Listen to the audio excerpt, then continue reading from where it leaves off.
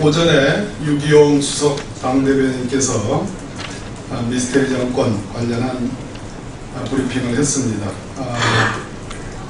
저는 원내대변인으로서 조금 구체적으로 왜 미스테리인가 라는 측면에 맞춰서 좀 정리를 해봤습니다. 잇따른 미스테리, 세월호 특별법에 의한 진상규명이 해답입니다.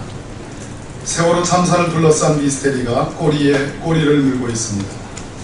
21세기 대명천지 대한민국에서 세월호 참사가 일어난 것도 미스테리이지만 여전히 불가사의한 일들이 잇따르고 있습니다. 우선 대통령의 당일 행적 7시간 미스테리를 규명해야 합니다. 지난 7일 국회 운영위 업무보고에서 김기춘 비서실장은 10시 서면보고를 받은 당시에 대통령은 어디 계셨는가라는 질문에 모른다고 답변했습니다. 대면보고도 없었고 회의도 없었습니다. 그렇게 최고 통수권자에 의해 세월호 침몰이 통제되지 않으면서 희생자들은 서서히 수장되어 갔습니다.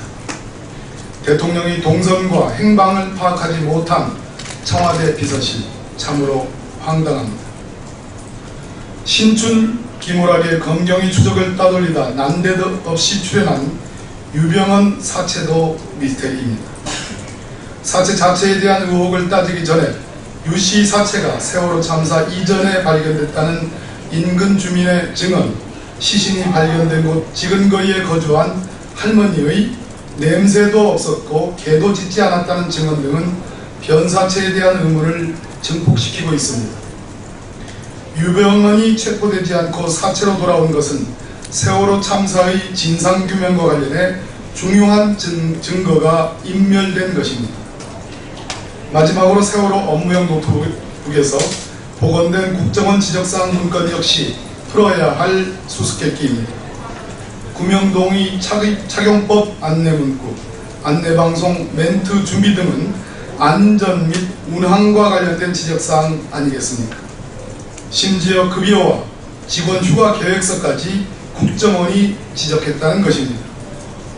국정원은 노트북에서 발견된 문건을 부정하고 있습니다. 그러나 이 문건의 발견으로 인해 그동안 국정원이 숨겨왔던 세월호 보안 점검을 인정했다는 것은 놀라운 모순관계가 아니겠습니까?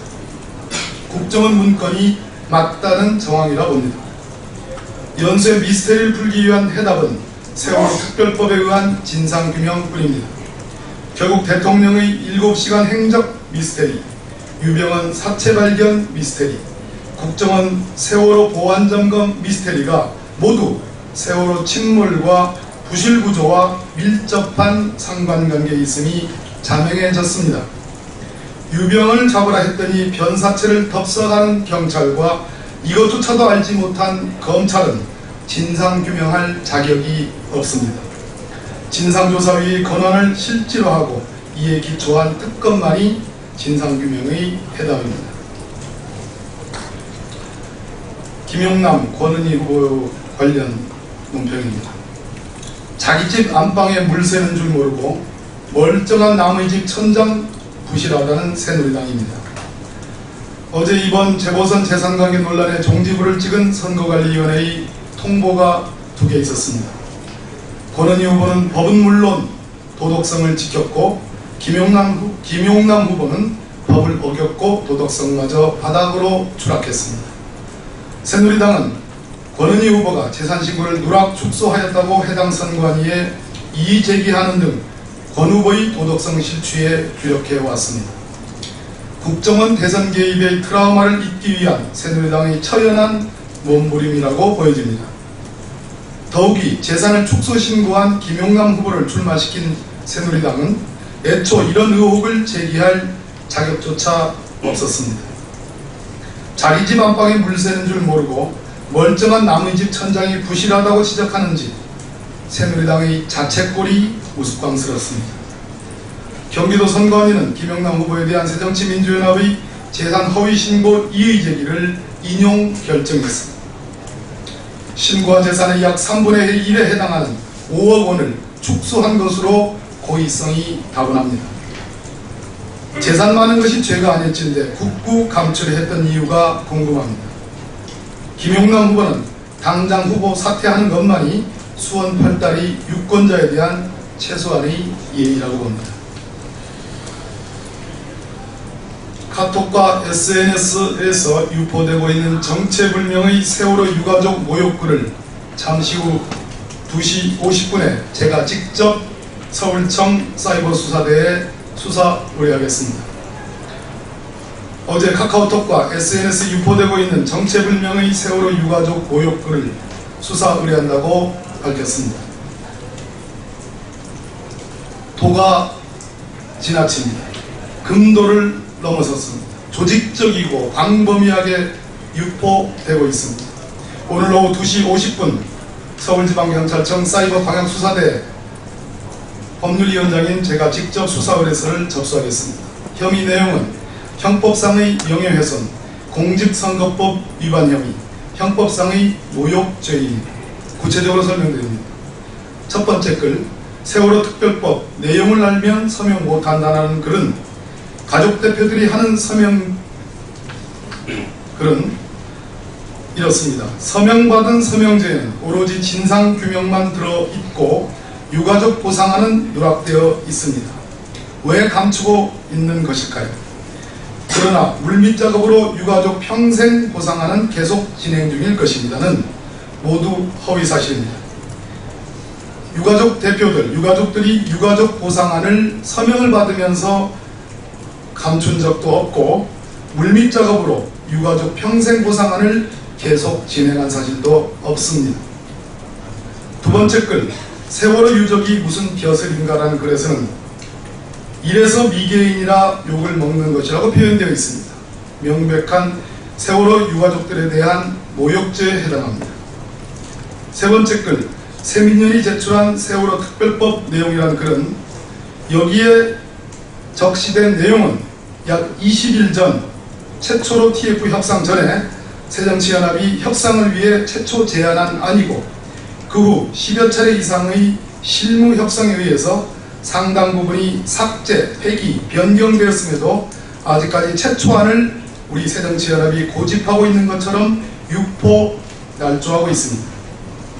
네 번째, 유병헌의 이력서 글입니다. 이 글에서는 참여정부 때 세모그룹이 법정관리 과정에서 2천억 원을 탕감받은 일이 마치 이번 세월호 사건의 원인이 된 것처럼 사실을 호도하고 있으며 법원에 의한 법정관리 하에서 채권자 은행들의 자율적인 재정 지원이 참여정부 정권의 비호인 양 허위 사실을 적시하여 구체적으로 관련자들의 명예를 훼손하고 있습니다. 다섯 번째, 오적시로 유명한 김지아의 세월호 유가족에 대한 날카로운 비판글입니다. 과연 이 글이 김지아 시인이 작성한 글인지 여부도 불분명할 뿐더러 대통령까지도 수사하고 기소하겠다는 내용은 사실과 전혀 다릅니다. 청와대 공무원이 수사의 범위에 들어가 있지만, 조사의 범위에 들어가 있지만 이는 대통령의 수사와 무관하며 현행 헌법상 대통령은 불소추 특권이 인정되어 기소가 불가능합니다. 이는 허위사실 공표 내지 후보자 비방에 해당합니다. 또한 이 글에 있는 시체장사라는 표현은 유족의 명예를 혹은 모욕죄에 해당하는 것이고 명예를 훼손한 것에 해당합니다. 종북정치인이라는 표현은 새정치민주연합 소속 국회의원들의 명예를 훼손한 것입니다. 어제도 논평을 해드렸듯이 이러한 5가지 글들이 대규모로 조직적으로 광범위하게 유포되는 이 시점에 새누리당이 대의비 문건이라는 새정치민주연합의 당초안에 대해서 이미 상당 부분 수정 폐기됐음에도 불구하고 그러한 사실을 너무나 잘 알고 있음에도 불구하고 당초안을 기초로 한 조목조목의 비난성, 비판성 글을 만들고 그것을 대의비라는 스탬프를 찍고 새누리당 의원들에게 유포한 것과 거의 동시에 일어난 일입니다. 까마귀 날자 배 떨어진 꼴입니다. 이 점에 대해서 제가 지금 출발해서 서울경찰청 사이버수사대에 바로 수사의뢰서를 접수하겠습니다. 선거에 영향을 미치려고 하는 작태라고 판단합니다. 이상입니다.